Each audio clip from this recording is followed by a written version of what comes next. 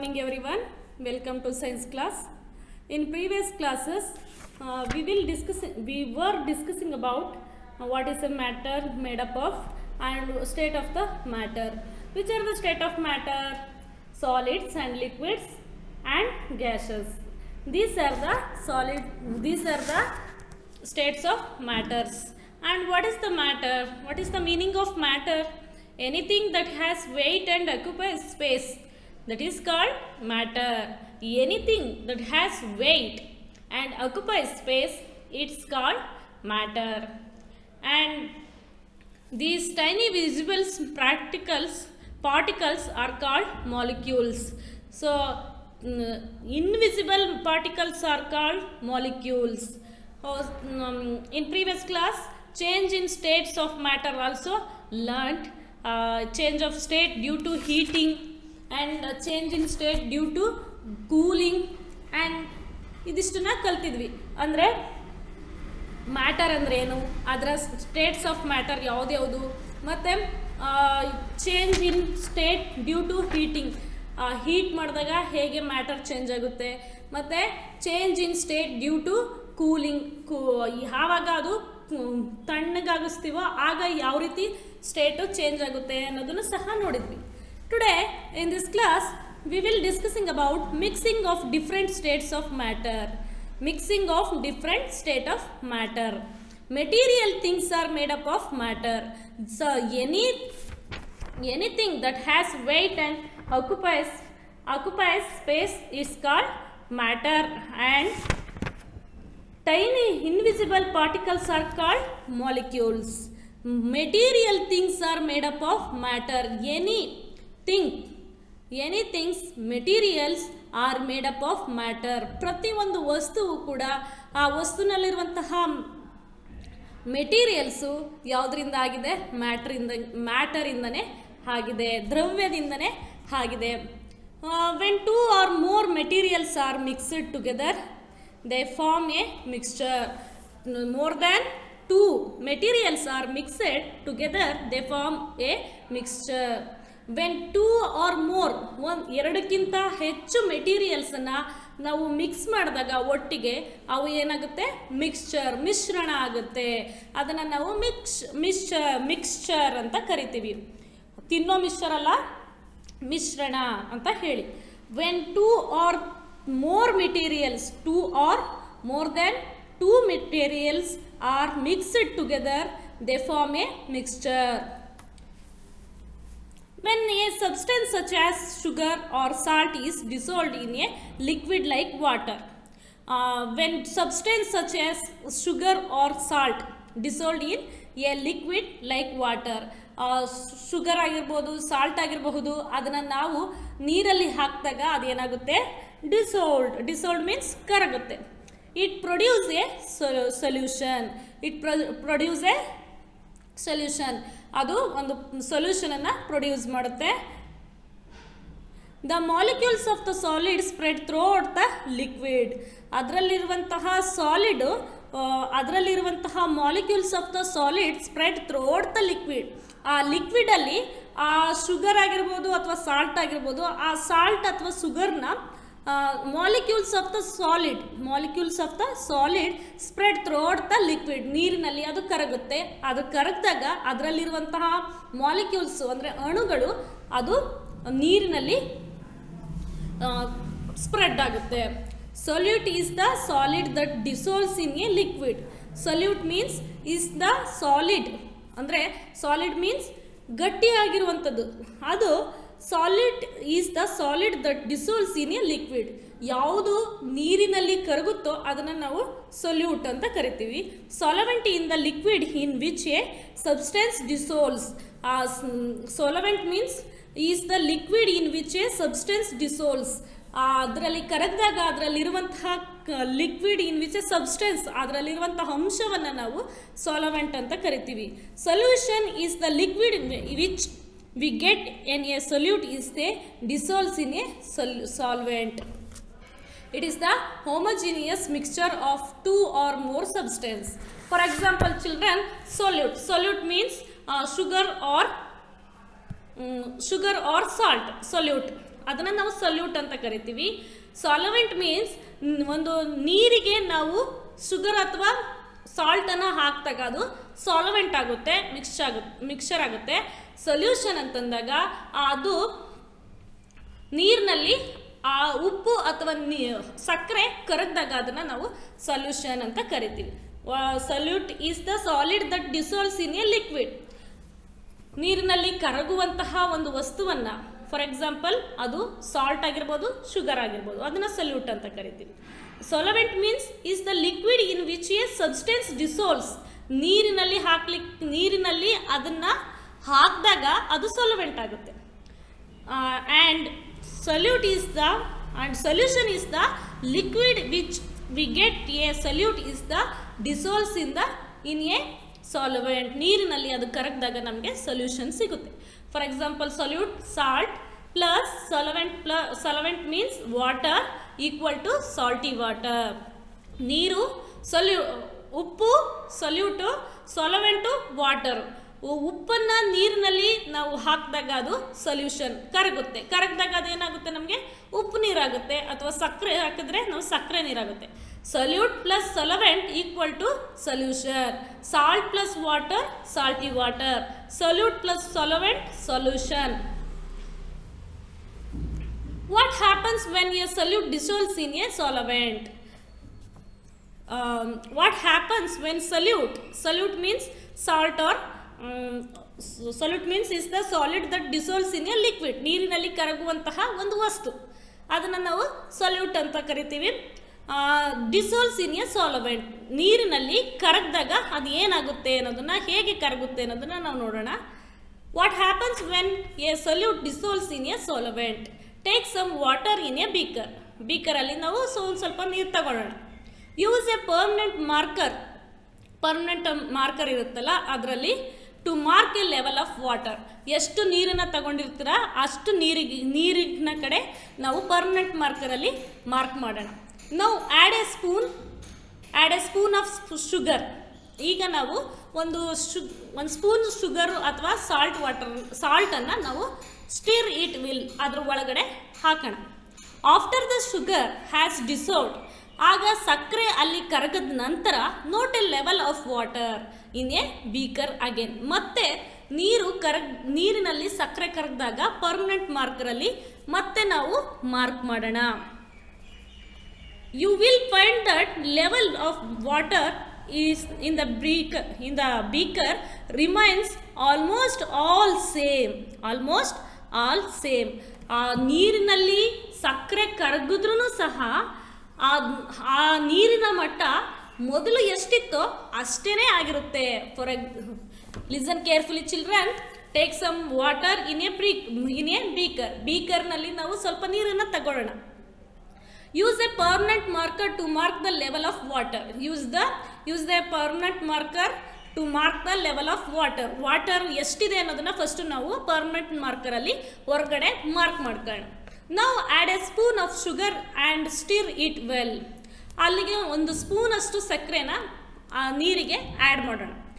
After the sugar has dissolved, ಆ sugar ಅದರಲ್ಲಿ ಕರಗಿದ ನಂತರ note the level of water in the beaker again. ಮತ್ತೆ ನಾವು ಬೀಕರಲ್ಲಿ ಎಷ್ಟು ನೀರಿದೆ ಅಂದರೆ ಶುಗರು ಅದರಲ್ಲಿ ಡಿಸಾಲ್ವ್ಡ್ ಆದ ನಂತರನೂ ಕೂಡ ನಾವು ಮತ್ತೆ ಪರ್ಮನೆಂಟ್ ಮಾರ್ಕರಲ್ಲಿ ಮಾರ್ಕ್ ಮಾಡಿದಾಗ you will find that the level of water in the beaker remains almost the same font of water also will be there.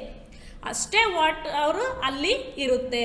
In other words, there was no increase in the volume of the solvent when the solute was dissolved completely. ಯಾವಾಗ ನಾವು ಶುಗರನ್ನು ಅದಕ್ಕೆ add ಮಾಡ್ತೀವಿ, add ಮಾಡಿದಾಗ sugar ಯಾವಾಗ dissolved ಆಗುತ್ತೋ, ಆದ್ರೂ ಸಹ ಅಷ್ಟೇ ಫಾಂಟ್ ಆಫ್ ವಾಟರು ಅಲ್ಲಿರುತ್ತೆ. ಹಾಗಾಗಿ in other words there was no increase, ಅಲ್ಲಿ ಯಾವುದೇ ರೀತಿಯಾದ ನೀರು ಇನ್ಕ್ರೀಸ್ ಆಗಿರೋದಿಲ್ಲ. In the volume of the solvent when the solute was dissolved in ಕಂಪ್ಲೀಟಾಗಿ ಅದು ಡಿಸಾಲ್ವ್ಡ್ ಆದ್ರೂ ಸಹ ಅಲ್ಲಿ ವಾಟರ್ ಏನಾಗಿರಲ್ಲ, ಇನ್ಕ್ರೀಸ್ ಆಗಿರಲ್ಲ. ಅಂದರೆ ಸಕ್ಕರೆ ನೀರಿನಲ್ಲಿ ಕರಗಿದ್ರೂ ಸಹ ಅಲ್ಲಿ ವಾಟರ್ ಲೆವೆಲ್ ಏನಾಗಿರಲ್ಲ, ಇನ್ಕ್ರೀಸ್ ಆಗಿರಲ್ಲ, ಜಾಸ್ತಿನೂ ಆಗಿರಲ್ಲ ಕಡಿಮೆನೂ ಆಗಿರಲ್ಲ. ಅಲ್ಲಿ ಏನಾಗಿರುತ್ತೆ, same we will find that level of water in the beaker remains almost the same quantity of water will be there. Did you understand, children? And what does this indicate? ಹಾಗಾದ್ರೆ ಇದು ಏನನ್ನ indicate ಮಾಡುತ್ತೆ? What happens when a solute dissolves in a solvent? ಆ ಸೊಲ್ಯೂಟನ್ನ ನಾವು dissolve ಮಾಡಿದ್ರೂ ಕೂಡ ಅದರಲ್ಲಿ ಏನಾಯಿತು ಅನ್ನೋದನ್ನ ನೋಡಿದ್ವಿ. What does this indicate? ಹಾಗಾದರೆ ಇದು ಏನನ್ನು ಸೂಚಿಸ್ತದೆ ಅನ್ನೋದನ್ನು ನಾವು ನೋಡೋದಾದರೆ, it indicates that the molecules of sugar have not taken up any extra space. ಹಾಗಾಗಿ ಇದು ಏನನ್ನು ಸೂಚಿಸುತ್ತೆ ಅಂದರೆ, it indicates the molecules of sugar have not taken up any extra space. ಅದರಲ್ಲಿ ಶುಗರನ್ನು ಹಾಕಿದಾಗ ಶುಗರು ಯಾವುದೇ ರೀತಿಯಾದಂತಹ ಹೆಚ್ಚಿನ ರೀತಿಯಾದಂತಹ ಸ್ಪೇಸು, ಆ ಎಕ್ಸ್ಟ್ರಾ ಸ್ಪೇಸು ಅದಕ್ಕೆ ಬೇಕಾಗಿರಲಿಲ್ಲ. This is because of the fat of water is a liquid and so there is lot of space between the water molecules. Lot of space between the water molecules. ನೀರಿನಲ್ಲಿ ಅದು ಬೇಕಾದಷ್ಟು fact of ವಾಟರಲ್ಲಿ ಅದೇನಾಗಿರುತ್ತೆ, dissolve ಆಗಿ ಅದು molecules ಆಗಿ ಸೇರ್ಕೊಂಡಿರುತ್ತೆ. On dissolving salt in water, the molecules of salt occupies these empty spaces and need no extra space. Thus the volume of the solution on the solvent remain almost the same. ಹಾಗಾಗಿ ಅದರಲ್ಲಿ ಕರಗುವಂತಹ ವಸ್ತುಗಳು ಕೂಡ extra ಸ್ಪೇಸನ್ನು ಅವುಗಳು occupy ಮಾಡ್ಕೊಳ್ಳೋದಿಲ್ಲ. ಅವುಗಳು molecules of salt occupies these empty spaces. ನೀರಿನಲ್ಲಿರುವಂತಹ empty ಸ್ಪೇಸಸ್ಸನ್ನು ಅದು ಆಕ್ಯುಪೈ ಮಾಡ್ಕೊಳ್ಳುತ್ತೆ. And need no extra space. ಅದಕ್ಕೆ ಆದಂತಹ ಎಕ್ಸ್ಟ್ರಾ ಸ್ಪೇಸನ್ನು ಅವುಗಳು ತೆಗೆದುಕೊಳ್ಳಲ್ಲ. ಹಾಗಾಗಿ thus the volume of the solution and the solvent remain almost the same. ಎಷ್ಟು ಕ್ವಾಂಟಿಟಿ ನೀರಿತ್ತು ಅಷ್ಟೇ ಕ್ವಾಂಟಿಟಿ ನೀರಿರುತ್ತೆ. ಅದರಲ್ಲಿ ಶುಗರ್ ಆ್ಯಡ್ ಮಾಡಿದ್ರೆ ಅಥವಾ ಸಾಲ್ಟ್ ಆ್ಯಡ್ ಮಾಡಿದ್ರೆ ಅದು ಡಿಸಾಲ್ವ್ ಆದ್ರೂ ಕೂಡ ಅದರ ಕ್ವಾಂಟಿಟಿ ಆಫ್ ವಾಟರು ಇನ್ಕ್ರೀಸ್ ಆಗೋದಿಲ್ಲ. Thus the volume of the solution and the solvent remains almost the same ಅನ್ನೋದನ್ನ ಇದು ಸೂಚಿಸುತ್ತೆ. Dissolved solute generally separate as crystal from solution. Dissolved solids generally separate as crystals from the solution. ನೀರಿನಲ್ಲಿ ಕರಗಬಲ್ಲಂತಹ ವಸ್ತುಗಳನ್ನು ನೀರು separate ಮಾಡುತ್ತೆ. ಅದು ಹೇಗೆ ಅನ್ನೋದನ್ನ ನೋಡೋಣ. Many solids like sugar, potassium, permanganate,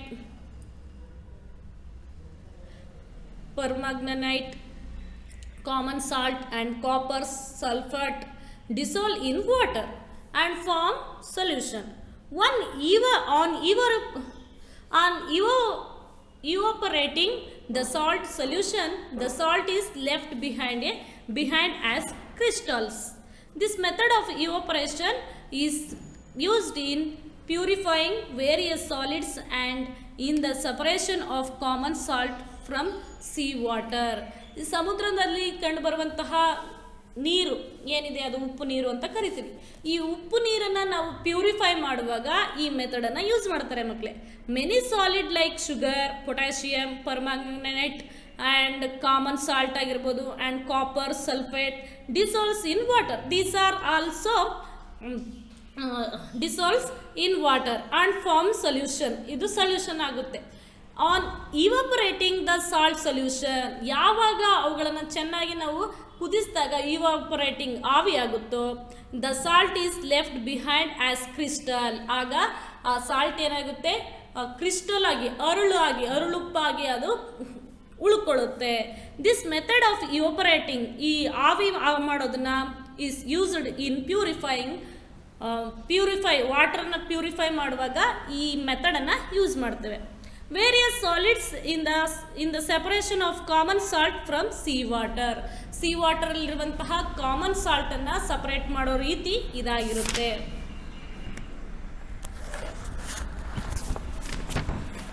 And gases dissolves in liquid. Gases dissolve in liquids. ಅನಿಲಗಳು ನೀರಿನಲ್ಲಿ ಕರಗುವ ರೀತಿಯನ್ನು ನಾವು ನೋಡೋಣ. Water is a liquid. ನೀರು ಒಂದು ದ್ರವ ರೂಪದ ಒಂದು ವಸ್ತು. ಮ್ಯಾಟರ್ ಈಸ್ ದ್ರವ್ಯ, ಲಿಕ್ವಿಡ್ ಮೀನ್ಸ್ ದ್ರವ. Water is a liquid. Water dissolves many gases. ನೀರು ಅನಿಲದಲ್ಲಿ ಕರಗುತ್ತೆ. Water dissolves many gases. It aerated water, soft drinks, etc. Carbon dioxide is dissolved in water under pressure. Carbon dioxide is dissolved in water under pressure. Carbon dioxide, ಇಂಗಾಲದ dioxide, ಇದು is dissolved in water. ನೀರಿನಲ್ಲಿ ಇದು ಕರಗುತ್ತೆ. Under pressure, ಅದಕ್ಕೆ ಒತ್ತಡವನ್ನು ಕೊಟ್ಟಾಗ, ಅದಕ್ಕೆ ಪ್ರೆಷರನ್ನು ಕೊಟ್ಟಾಗ carbon dioxide is dissolved in water. You can easily see the dissolved carbon dioxide escaping rapidly and creating bubbles on opening a aerated water bottle. ಇದನ್ನ ನಾವು you can easily see dissolved carbon dioxide. Carbon dioxide ಅನ್ನ dissolve ಕರಗೋದನ್ನು ನಾವು ಈಸಿಯಾಗಿ ನೋಡಬಹುದು. Escaping rapidly creating bubbles on opening and aerated water ಬಾಟಲ್ನಲ್ಲಿ ನಾವು ಕಾಣಬಹುದು. The water in lakes, rivers and seas has a lot of oxygen dissolved in it. Water in lakes, ಕೆರೆಗಳಾಗಿರ್ಬೋದು, ನದಿಗಳಾಗಿರಬಹುದು, ಸಮುದ್ರಗಳಾಗಿರಬಹುದು, as a lot of oxygen dissolved in it. ಅದರಲ್ಲಿ ಸಾಕಷ್ಟು ಆಮ್ಲಜನಕ ಅದರಲ್ಲಿ ಕರಗುವುದನ್ನು ಕಾಣಬಹುದು. Fish breathe the oxygen dissolved in water. ಮೀನುಗಳು ಉಸಿರಾಡ್ತವೆ, ಅದರಲ್ಲಿ ಡಿಸೋಲ್ಡ್ ಉಸಿರಾಡಿದಾಗ ಅವುಗಳು ಆಮ್ಲಜನಕವನ್ನು ಉಸಿರಾಡ್ತವೆ, ಆಗ ಆಮ್ಲಜನಕ dissolved in water. If the fish are taken out of water, ನಾವೇನಾದರೂ ಫಿಶನ್ನು ಹೊರಗಡೆ ತಗೊಂಡಾಗ they die because they can only use the oxygen which is dissolved in water. ಯಾಕಂದರೆ ನೀರಿನಲ್ಲಿ ಆಮ್ಲಜನಕದ ಅಂಶ ಕರಗಿರುತ್ತೆ, ಹಾಗಾಗಿ ಅದು ನೀರಿನಲ್ಲಿ ಉಸಿರಾಡಲಿಕ್ಕೆ ಮಾತ್ರ ಸಾಧ್ಯ. ಹಾಗಾಗಿ they die because they can only use the oxygen which is dissolved in water. ನೀರಿನಲ್ಲಿ ಕರಗಿರುವಂತಹ ಆಕ್ಸಿಜನಲ್ಲಿ ಮಾತ್ರ ಅದು ಉಸಿರಾಡ್ತದೆ, ಹಾಗಾಗಿ ಅದನ್ನು ಹೊರಗಡೆ ತೆಗೆದ್ರೆ ಅದು ಸತ್ತೋಗ್ತದೆ. Fish cannot utilise the atmospheric oxygen. ಅದು ವಾತಾವರಣದಲ್ಲಿ ಸಿಗುವಂತಹ ಆಕ್ಸಿಜನನ್ನು ಅದು ಯಾವುದೇ ಕಾರಣಕ್ಕೂ ತೆಗೆದುಕೊಳ್ಳಲ್ಲ. ಅದು ವಾಟರಲ್ಲಿ ಡಿಸೋಲ್ಡ್ ಆಗಿರುವಂತಹ ಆಕ್ಸಿಜನನ್ನು ಮಾತ್ರ ಅದು ತಗೊಂಡು ಉಸಿರಾಡ್ತದೆ. ಹಾಗಾಗಿ ಅದನ್ನು ಹೊರಗಡೆ ತೆಗೆದಾಗ ಅದು ಸತ್ತೋಗುತ್ತೆ. ಈಗ ನಿಮಗೆ ರೀಸನ್ ಗೊತ್ತಾಗಿದೆ ಅಂತ ನಾನು ನೆನೆಸ್ತೀನಿ. The water in lakes and rivers seas has a lot of oxygen dissolved in it.